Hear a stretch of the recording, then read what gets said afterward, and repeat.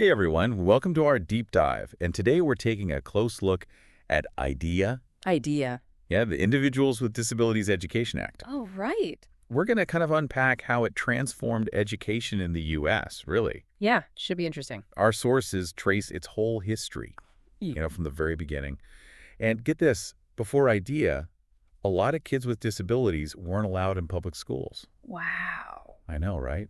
Crazy to think about. Yeah, it's a totally different world than what we're used to. Back then, many students with disabilities, they were sent to institutions or kept in separate schools. Completely isolated. Yeah, and some got no real education at all. It's hard to imagine that being a reality for so many. Okay. So what were the big turning points? What changed things? Well, think back to the civil rights movement in like the 50s and 60s. Right. It was really focused on racial equality, obviously. But it also kind of sparked this movement for the rights of people with disabilities, too. Oh, interesting. So that energy carried over. Exactly. The fight for equal access to education, I mean, that became a huge part of it. That makes a lot of sense. Yeah. I hadn't really connected those two movements before. Yeah, it was a really important time. Like all that energy from the civil rights movement, it really fueled the fight for disability rights. And that led to some big legal battles that, paved the way for IDEA. Like, are we talking about Mills v. Board of Education? That was 72, right? That's the one. That case was huge. The court basically said, look, you can't just deny education to kids with disabilities. It's unconstitutional. Right. It was this big statement. Everyone has the right to an education no matter what. Yeah, I can see how those sent shockwaves through the whole system. Were there other big court cases like that, ones that really made a difference? Oh, absolutely. There was this case in 71, Pennsylvania Association for Retarded Children, or PRV Commonwealth of Pennsylvania, another big win. It really solidified, the whole idea of inclusive education. Like, kids with disabilities, they have a right to a free public education. So these legal victories, they kind of set the stage for EHCA, right? The Education for All Handicapped Children Act. Yes, exactly. That was what, 1975? Yep, 1975, EHCA, that was like the precursor to IDEA. It basically mandated that all kids with physical or mental disabilities, they had to have equal access to education. Wow. That must have been a massive change. Our sources talk about some key things that EHCA introduced. Can you break those down for us? Sure. So one of the big things was this idea of FAPE, free and appropriate public education. Ah. So it means that every child, no matter their disability, gets an education that's actually, tailored to their needs. Personalized learning, basically. Yeah, exactly. Yeah. It was a totally different approach from the old way where everyone was treated the same. Right. And then there was this emphasis on having kids with disabilities learning in the same classrooms as their peers who didn't have disabilities. As much as possible, right? Exactly. They called it the least restrictive environment. Yeah, LRE. Like the idea was to get rid of all that segregation and really promote inclusion. That makes a lot of sense. Create a more level playing field for everyone. Right. And to really make sure that individual needs were met, EHCA brought in individualized education programs. IEPs. Yeah. Those are basically like personalized education plans. Parents, teachers, and specialists, they all work together to make them so that, each kid's unique needs are met. So it goes way beyond just, you get to be in school now. It's about actually figuring out the best way for each student to learn. Exactly. And parents, they became really important in all of this. Oh, how so? Well, EHCA recognized how crucial it was for parents to have a say in their child's education. Okay. They became like essential partners, advocating for their child's best interests. So it sounds like EHCA really set the foundation for a much more inclusive and individualized approach. We're finally moving away from excluding kids with disabilities. It was a huge shift. But there's more. In 1986, they amended EHCA to include, services for even younger kids, like from birth to age 5. Oh, wow. So early intervention services, why was that so important?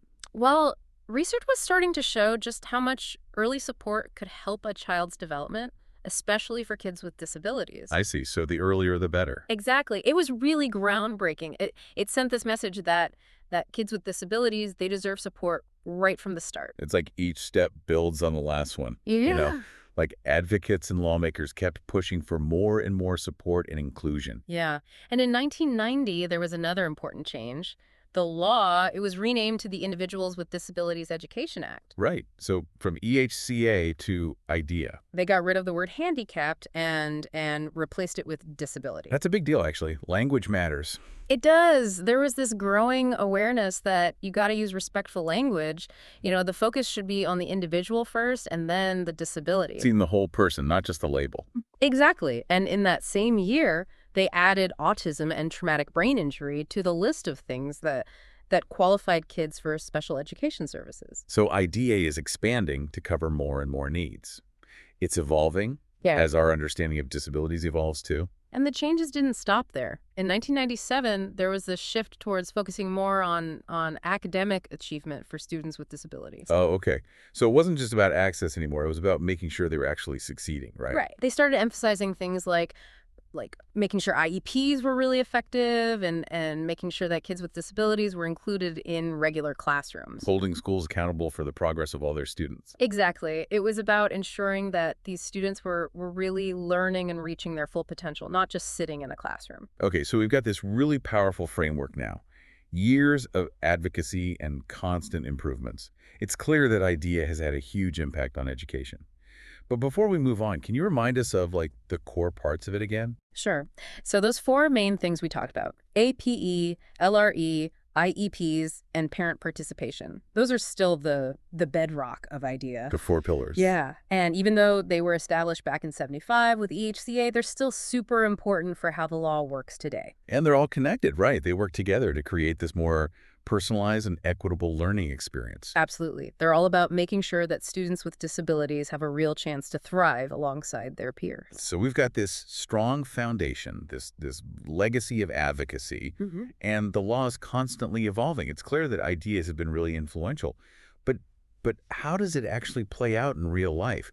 How has it changed things for students and teachers on the ground? We'll dig into that in the next part of our deep dive. Stay tuned. Welcome back. So we've been talking about the history of IDEA and how it's changed over time. Right. But now let's get into how it actually works, in the real world.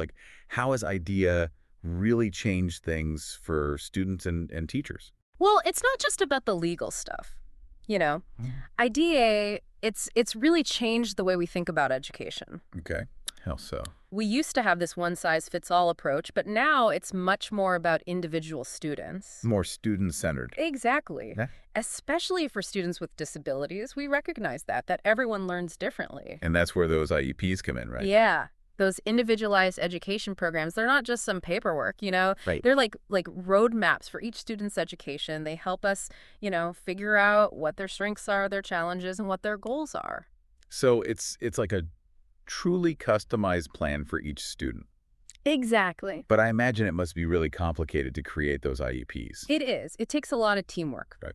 Parents, teachers, and specialists, they all have to work together. Yeah. And that's one of the key things about ID. Yeah. It recognizes that everyone has something important to contribute to a student's success. Right. And parents have a much bigger role now, too. Yeah. Right? Absolutely.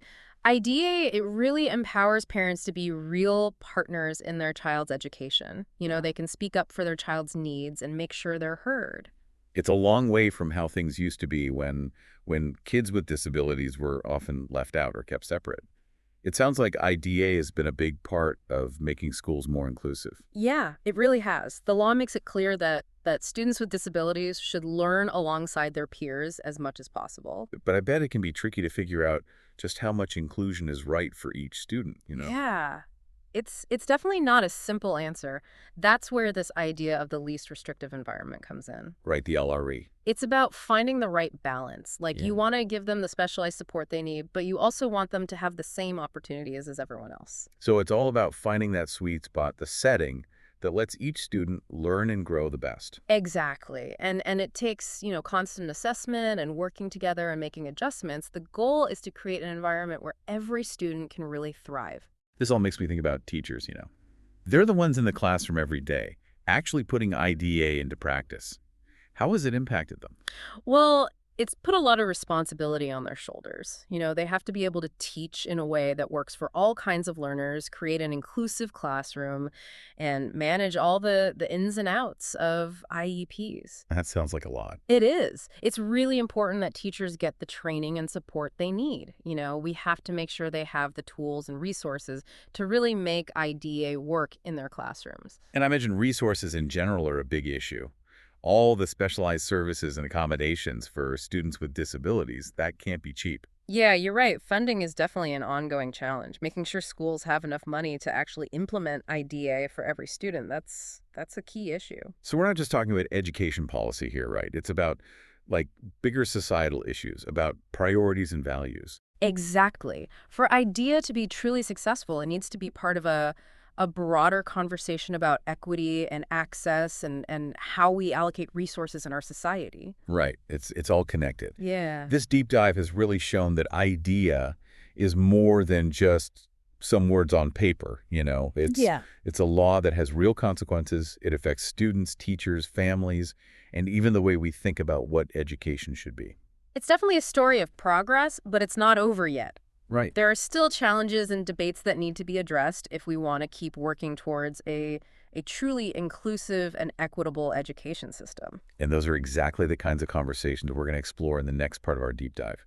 So stick with us to learn more about the current debates surrounding IDEA and what the future might hold for this landmark legislation. All right.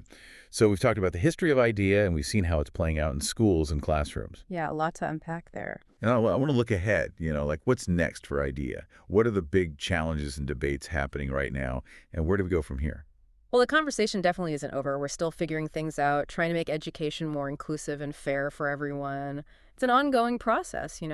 Our sources bring up some key areas where those conversations are happening. Like one thing that keeps popping up is how to make sure IDEA is being used effectively everywhere, in every school and district. Right, yeah. Because IDEA, it's the law, but it only works if it's actually put into practice in the right way. We need to make sure it's not just about ticking boxes.